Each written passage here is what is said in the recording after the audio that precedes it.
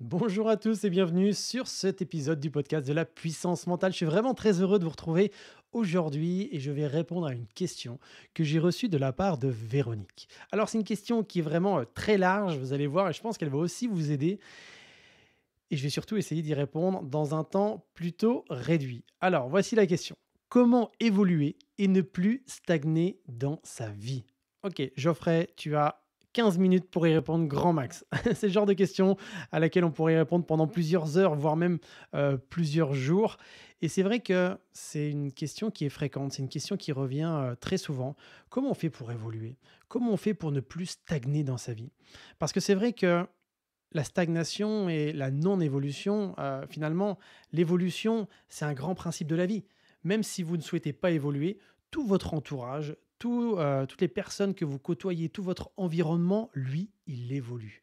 Et ça, c'est parce que tout simplement le temps passe, ça avance, et si on reste sur ses acquis, si on ne se pose pas les bonnes questions, si on n'a pas cette prise de recul par rapport à soi-même, on risque de stagner, on risque de ne pas évoluer, voire pire, on risque de régresser. Et quand je dis régresser, c'est autant au niveau personnel que ce soit vis-à-vis de soi-même. On va avoir des pertes de confiance en soi, on va ressentir le stress qui augmente, parce qu'on sent justement que notre environnement évolue, que les demandes changent, hein, et ça, que ce soit dans la vie privée, même dans un couple par exemple, si on ne cherche pas à évoluer, si on reste sur la stagnation, sur cette routine finalement, eh bien c'est ce qui nous apporte du stress, c'est ce qui nous apporte des fois aussi des conflits, alors que si on recherche le renouveau, si on recherche aussi l'évolution pour justement ne plus stagner. Là, je vous parlais du couple, mais c'est pareil dans sa vie professionnelle, dans son job. Tous les gens qui sont j'allais dire en dépression, c'est peut-être un grand mot, mais en tout cas, des gens qui ne retrouvent plus du sens dans leur job,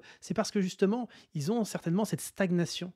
Ils ont cette stagnation, ils ont un peu cette résignation, ils en arrivent à être, oui, résignés, ils se disent que finalement, bon, bah, c'est tout, c'est que ça doit être comme ça. Et le problème, c'est que ils se confortent dans cette situation. Et déjà, si vous, vous écoutez ce podcast, si vous écoutez cet épisode, c'est peut-être qu'au fond de vous, vous avez envie d'évoluer. Vous en avez peut-être marre aussi de stagner peut-être dans le niveau professionnel, dans le niveau personnel, quel qu'il soit. Mais en tout cas, c'est une vraie question à se poser. Et je pense il est important en tout cas de se la poser régulièrement. Un petit peu comme faire des points tous les mois, tous les 3 mois, tous les 6 mois, tous les ans, peu importe. Mais en tout cas, faire des points pour justement savoir un petit peu où on en est. Parce que le risque, je vous parlais de cette routine, c'est d'avancer un peu sur un cycle métro, boulot, dodo, et de rester sur cette routine qu'on connaît. Parfois, elle est pas confortable, parfois, elle est même inconfortable, parfois même, elle nous énerve, des fois, elle nous procure un peu de joie, puis on se dit, oh, puis il y a pire ailleurs. Et puis, avec tout ce que j'ai déjà investi en temps, en énergie, peut-être en argent aussi pour avoir ce que j'ai aujourd'hui, je vais quand même pas sortir de ce confort que j'ai là. Alors qu'en fait, ce qui est important, c'est de s'observer soi. Vous savez, quand j'étais dans la police, moi j'ai pris ce temps-là aussi en me disant, OK, c'est vrai que ma tête me dit que j'ai tout pour être heureux. J'ai un salaire fixe, j'ai gagné à peu près 2300 euros, 2500 euros net par mois, garanti à vie, avec une évolution tout au long de ma carrière. J'avais un salaire, oui, enfin un poste garanti à vie. J'étais formateur, donc vraiment un job envié par beaucoup, et j'avais mis beaucoup d'énergie, beaucoup de temps. J'avais fourni énormément d'efforts pour arriver à ce statut-là. Mais donc ma tête me disait, tu n'as aucune raison de partir. Aucune. Sauf que intérieurement, ce que je vivais était complètement différent. Vous savez, vous êtes sur le podcast de la puissance mentale. La puissance mentale, c'est ça. C'est lorsque cette puissance intérieure que vous avez à l'intérieur de vous, ce que vous ressentez, ce qui vous anime, vos ressources finalement, sont connectées à votre mental, à la puissance de votre mental. D'accord. Donc il y a la puissance intérieure et la puissance du mental. Quand les deux sont connectés, donc quand même précision, la puissance du mental, c'est ce que vous vous dites, ce que vous pensez de vous, ce que vous pensez de l'environnement, ce que vous pensez du monde en général.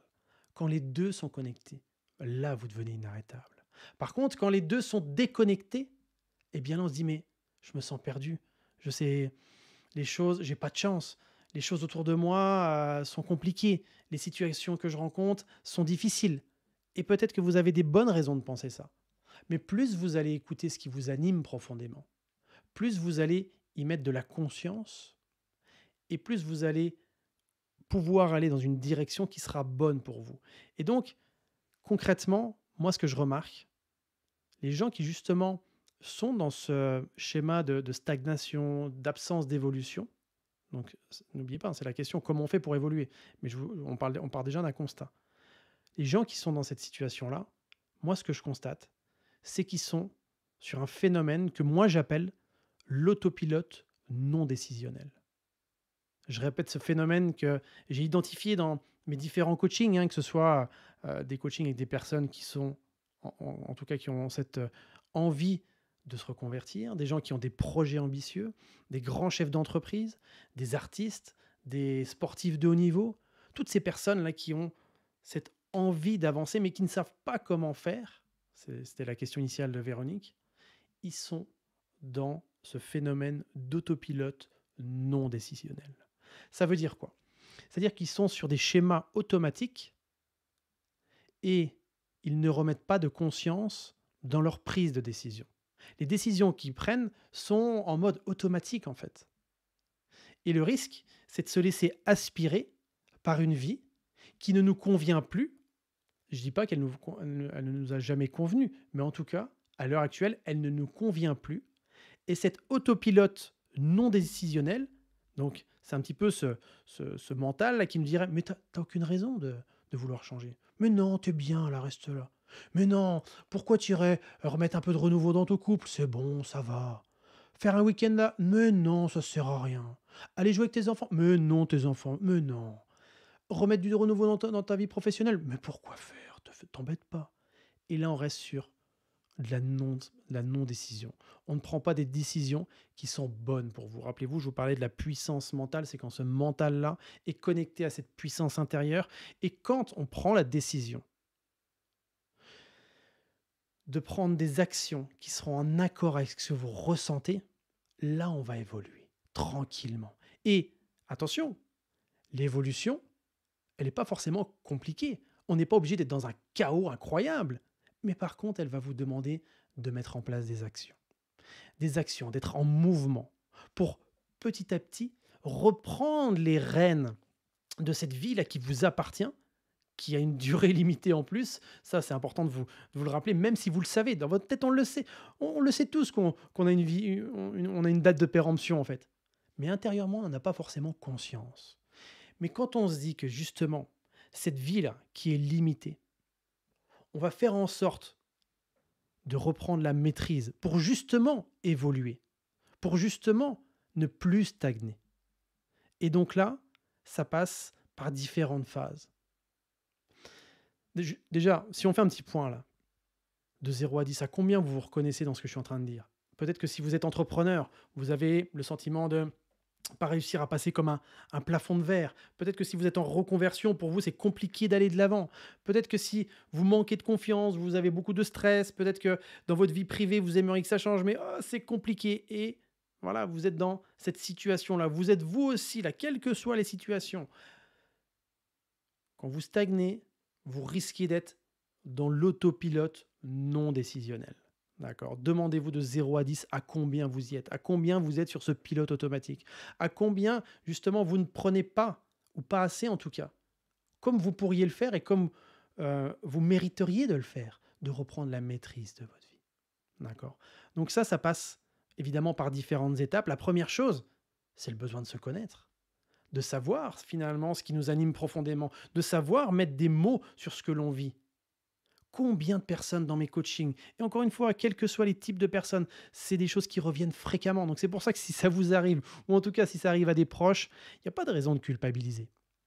Mais de se connaître, savoir ce qui nous amène à agir d'une telle façon. Qu'est-ce qui nous amène à ressentir de la frustration? Qu'est-ce qui nous amène à ressentir de la tristesse? Qu'est-ce qui nous amène à ressentir cette joie? Qu'est-ce qui nous amène à être, encore une fois, sur cette autopilote non décisionnel? Donc la première des choses, c'est ce besoin, cette nécessité d'apprendre à se connaître. Et ça se fait simplement. Dernièrement, j'avais en coaching un athlète de haut niveau et je lui dis, tu vois, la base, les fondements, ça va être ça. C'est que tu apprennes à te connaître encore plus finement. Que tu arrives à mettre des mots, MOTS, sur tes mots MAUX, sur tes problématiques, mais aussi sur tes comportements, sur ce que tu ressens, sur tes pensées, pour que tu arrives justement, quand tu vas réussir à les comprendre, que tu arrives à mieux le maîtriser. Et ça, c'est la base. Alors évidemment, ça c'est important aussi de le rappeler, mais pour ça, le préalable de tout ça, c'est vouloir aussi changer. Quand Véronique me pose cette question, comment évoluer et ne plus stagner dans sa vie, déjà évidemment, la première chose, c'est de le vouloir. Mais encore une fois, quand on veut, l'étape numéro un, ça va être de se connaître. Ensuite, l'étape numéro 2, même s'il n'y a pas forcément, enfin si, la première étape de s'observer, de se connaître, ça c'est fondamental, mais les étapes qui suivent ne sont pas forcément chronologiques, mais la, pr- la chose suivante, ça serait de gagner en confiance. Et comment on fait pour gagner en confiance? Comment on fait pour augmenter cet état d'esprit de confiance qui va nous permettre de passer à l'action? Parce que c'est ça en fait. J'aimerais avoir plus confiance en moi. Ok, mais pourquoi faire? Parce que avoir un mindset confiant, un état d'esprit confiant, va vous permettre de passer à l'action. Donc pour obtenir cet état d'esprit de confiance, il va être important de travailler sur l'amour que vous vous portez. Ça, c'est fondamental, de se donner du love, en fait. Pendant combien d'années dans la police, j'étais dur avec moi-même, où je me disais, non, tu es policier, tu ne dois rien ressentir par rapport à ce que tu vois. Mais bon sang, quel être humain peut ne rien ressentir quand il est face à une femme battue? Quel être humain peut ne rien ressentir lorsque il est face à un enfant qui est violenté? Quel être humain ne peut rien ressentir lorsqu'il est face à de la misère, à de la violence, face à des choses où on se demande même si ça existe vraiment? C'est pas possible. Mais là, pendant des années, je me dis: «Non, Geoffrey, tu dois rien ressentir». Et c'est ce que je me disais. Sauf que oui, ça c'était important quand j'étais au cœur de l'action, de ne rien ressentir pour justement agir avec professionnalisme et discernement. Sauf que ce dialogue-là, je l'avais encore une fois que j'étais chez moi.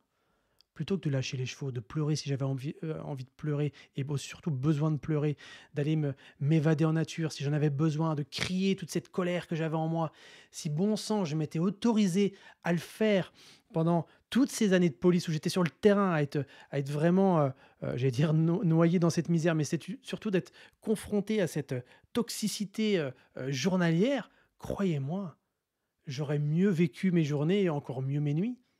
Donc c'est ça aussi, comment on fait pour se donner de l'amour de soi? Comment on fait pour augmenter son réservoir d'amour personnel? Et ensuite, il y a aussi, pour augmenter cet état d'esprit de confiance, ça va être important aussi d'augmenter votre estime personnelle, la valeur que vous vous donnez. Et ça, c'est fondamental. Et comment on fait? Eh bien, par des petites choses ou peu importe si vous avez le sentiment de faire des petites ou des grandes choses, mais en tout cas, de mettre de la valeur sur ça en vous disant: «Hé, peut-être que la personne que j'étais il y a quelques années en arrière n'aurait jamais osé faire ça». Et tout ça là, tout ce que je mets en place, la personne que je deviens, à quel point c'est beau, à quel point c'est aussi inspirant. Et là, on augmente son estime personnelle, justement, en se donnant de la valeur. À combien on s'estime, en fait, c'est ça le truc. Et plus vous allez augmenter l'amour de vous, plus vous allez augmenter votre estime personnelle. Vous voyez, tout ça, c'est des notions qui sont différentes, mais ô combien complémentaires. Ça va vous permettre aussi d'augmenter une troisième chose, qui est la vision que vous avez de vous-même. Comment vous vous voyez? Est-ce que vous avez tendance à vous dévaloriser vis-à-vis des autres? Est-ce que vous avez tendance, au contraire, à vous survaloriser, ce qui n'est pas bon forcément bon non plus, hein, pas vis-à-vis des autres, mais au contraire, est-ce que vous avez une vision juste de vous-même? Et tout ça, l'amour de soi, la vision de soi, l'estime personnelle, va vous permettre de nourrir cet état d'esprit de confiance qui va lui-même vous permettre de passer à l'action. Et quand on passe à l'action, c'est à ce moment-là qu'on reprend, c'est à ce moment-là qu'on augmente effectivement cette confiance en soi, qu'on augmente son évolution personnelle et on s'autorise à grandir. Et ça, c'est tellement fondamental. Et enfin, une dernière étape comme ça, on pourrait en donner plein, hein, mais je vous donne les principales, ça serait de vous autoriser à vous affirmer, de vous autoriser à vous positionner.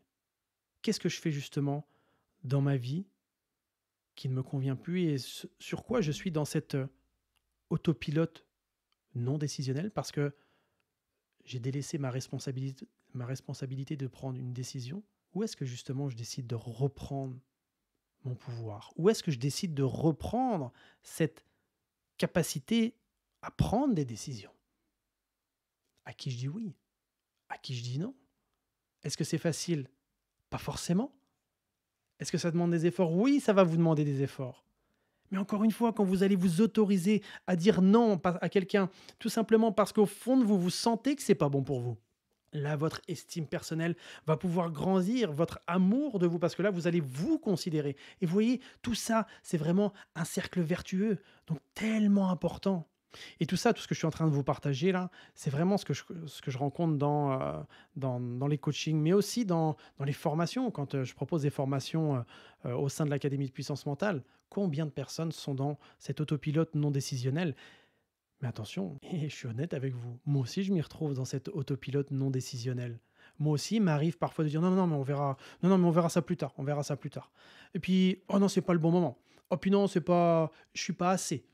Alors qu'en réalité, c'est le bon moment. Et en réalité, je suis assez. Il me manque rien en fait. Mais d'en prendre conscience, c'est juste énorme. Et ça va vous aider à avancer. Ça va vous aider à reprendre la maîtrise de votre vie. Et voilà, pour conclure finalement, pour répondre à cette question magnifique de Véronique que je remercie, c'est comment évoluer et ne plus stagner dans sa vie. Déjà le vouloir. Donc ça, c'est pas forcément une étape, c'est plus un préalable. Mais un, eh bien, se connaître. 2, augmenter votre confiance en vous, tout en augmentant votre estime, l'amour que vous portez, aussi la vision que vous avez de vous-même. Et puis, autorisez-vous enfin à vous affirmer, à vous positionner. Et ça, quand vous suivez ces différentes étapes, ça vous permet justement d'évoluer. Ça vous permet de ne plus stagner et d'aller dans une direction de vie qui vous correspond pleinement. Alors voilà, j'ai essayé de faire assez court pour répondre à cette question de Véronique. En tout cas, merci beaucoup de l'avoir posée. J'espère aussi vous avoir apporté de la valeur, parce que moi, c'est essentiel lorsque je fais des épisodes comme ça, podcast, c'est tellement important d'apporter des clés concrètes et puis de vous aider aussi à remettre de la conscience sur certaines choses que peut-être vous pouvez vivre dans votre quotidien. Donc ça, c'est fondamental. Si vous considérez aussi que cet épisode peut servir à d'autres personnes, ben, n'hésitez pas à le partager. Et on se retrouve la semaine prochaine donc pour un autre épisode et qui va être d'ailleurs très complémentaire à ce que je viens d'évoquer là sur cette question, parce que la question à laquelle je vais répondre pour le prochain épisode, croyez-moi, c'est aussi très, très, très, très important. J'ai hâte de vous retrouver.